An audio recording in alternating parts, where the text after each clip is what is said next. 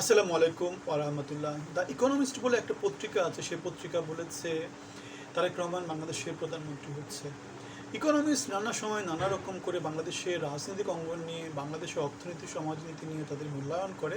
এই মূল্যায়নটা তেমন একটা মূল্যায়ন। এখন তারেক রহমান প্রধানমন্ত্রী হতে হলে যেটা লাগবে সেটা হচ্ছে 151টা আসনে কম করে তাদেরকে সংসদীয় আসনে জিতে আসতে হবে, তাহলে তিনি বিএনপির রাজনৈতিক দলের প্রধান হিসাবে তিনি প্রধানমন্ত্রী হতে পারবেন। এখন ইকোনমিস্টের দৃষ্টিতে আমরা যে জিনিসটা দেখতে পাচ্ছি সেটা যদি সত্য হয়, তাহলে বাংলাদেশের রাজনীতিতে আওয়ামী লীগ কি টিকে থাকতে পারবে? 17 বছরের যে জ্বালাও পোড়াও রাজনীতি, ফ্যাসিজম ভিত্তিক রাজনীতি, আধিপত্যবাদী রাজনীতি আওয়ামী লীগ প্রতিষ্ঠা করেছে, যার সবচেয়ে বেশি শিকার হয়েছে বিএনপি এবং তার নেতৃবৃন্দরা, তার কর্মীরা। সুতরাং বিএনপি যদি ক্ষমতায় আসে, সেক্ষেত্রে আওয়ামী লীগের নেতাকর্মী বা সমর্থকরা আগামী 5 বছরে যে মোটামুটি একটু দমন পীড়নের শিকার হবেন, সেটা আমরা চোখ বুঝেই তো বলে দেওয়া যায়। এখন আওয়ামী লীগের অনেক নেতৃত্বের ক্ষেত্রে যে জিনিসটা দেখা যাবে, অনেক এলাকায় গত 17 মাসে তারা যেভাবে বিএনপির দ্বারা হেনস্থা হয়েছে, বিএনপির দ্বারা দমন পীড়নের শিকার হয়েছে, সুতরাং আগামী 5 বছরে তারা যদি সিমিলার রকমের দমন পীড়নের শিকার হতে হয়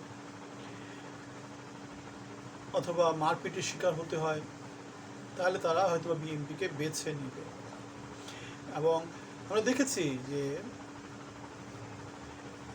লজিক্যাল কনক্লুশন হিসাবে ছাত্র সংসদ নির্বাচনগুলোতে আওয়ামী লীগের সমর্থকদের প্রচুর ভোট এনসিপি এবং জামাত শিবির পেয়েছে, সুতরাং সেই জন্যই তারা ভূমিধস বিজয় পেয়েছে।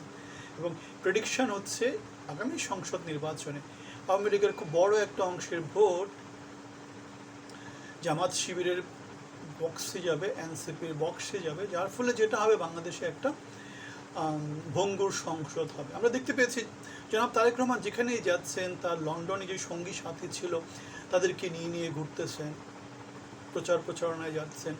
দেশের যারা শীর্ষ নেতৃত্ব ছিল, যারা 17 বছরের বিএনপির পতাকাকে দেশের মধ্যে সমুন্নত রেখেছিল, আমাদের মতো কর্মী সমর্থক, তাদেরকে তারা কোনো রকম মূল্যায়ন করছে না, কোথাও কোনো রকমের জায়গা হচ্ছে না, নানা জায়গাতে তারাও কি হচ্ছে বৈষম্যের শিকার হচ্ছে। এবং এই বৈষম্যটা সাদা চোখে দেখলে নেতাকর্মীরা যেমন করে দেখতে পাচ্ছে, মনোনয়নে যাদেরকে দেওয়া হচ্ছে সেখান থেকে যেমন দেখতে পাচ্ছে, সেটা আমাদেরকে যেটা বলে বিএনপির অনেক নেতাকর্মী সমর্থকও কিন্তু বিএনপির এই যে নেতৃত্ব, বিএনপির এই যে সার্কেল, হাওয়া ভবনের মতো একটা নতুন চক্র যে তৈরি হয়েছে, সেই চক্রের বিরুদ্ধে গিয়ে দানা শীষের বিরুদ্ধে কিন্তু অনেকে হয়তো ভোট দিবে।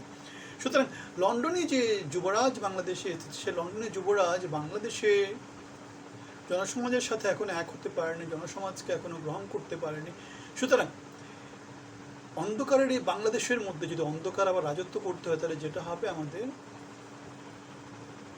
ব্রিটিশ বিনিয়াদের মতো বিদেশ থেকে এসে যারা বাংলাদেশকে 1757 সাল থেকে 200 বছরের ব্রিটিশ গোলামি বাংলাদেশ যেমন করে করেছিল, এখনও হয়তো তেমন একটা জিনিস হতে পারে। কারণ বাংলাদেশের মেধাকে, যোগ্যতাকে, বাংলাদেশের জনগণকে, বাংলাদেশের নেতৃত্বকে যদি তিনি মূল্যায়ন না করেন, সেক্ষেত্রে তার কাছ থেকে আমরা আর বিকল্প কী আশা করতে পারি? সুতরাং এই অবস্থায় লন্ডনের যুবরাজের প্রতি আমাদের অনুরোধ থাকবে, তারা যাতে বাংলাদেশের যোগ্যতা সম্পন্ন লোকদেরকে মূল্যায়ন করে, বাংলাদেশের নেতাদেরকে মূল্যায়ন করে, বাংলাদেশকে যাতে এগিয়ে নিয়ে যায়। যারা সুসময়ের মধু মাছি খাওয়ার জন্য অনেক দূর থেকে বাংলাদেশে এসেছে, তারা আবার খারাপ সময় আসলে 17 বছরের মতো করে আবার দূরে পালিয়ে যাবে। তারা আবার বাংলাদেশকে লুটে পুটে খেয়ে মধু তধু সব কিছু নিয়ে, সোনার তরী, রবীন্দ্রনাথের সেই কবিতা, যা ছিল নিয়ে গেল ছোট সে সোনার তরী, আমারই সোনার দানে গিয়েছে ভরি। বাংলাদেশের সম্পদ টম্পদ সব কিছুকে লুটপাট করে আবার তারা চলে যাবে, যেমন করে হাসিনা গিয়েছিল, যেমন করে 11 পরবর্তী সরকারে যারা ছিল, পূর্ববর্তী সরকারে হাওয়া ভবন কেন্দ্রিক তারা চলে গিয়েছিল। সুতরাং 24 এই আন্দোলন, 24-এর বিপ্লব পরবর্তী সময় আমরা কোনোভাবেই চাই না যে বাংলাদেশ নতুন করে লুটপাটের শিকার হোক, বাংলাদেশ 54 বছরের সংস্কৃতি আবার চালু থাকুক, বাংলাদেশ যোগ্যতা সম্পন্ন লোকদেরকে মূল্যায়ন করুক, বাংলাদেশ তার সুযোগ্য সন্তানদেরকে মূল্যায়ন করুক, বাংলাদেশ এগিয়ে যাক, তার 20 কোটি মানুষের 40 কোটি হাতকে শক্তিশালী করুক, সবাইকে নিয়ে এগিয়ে যাক। আপনাদের সবার জন্য শুভকামনা। আসসালামু আলাইকুম।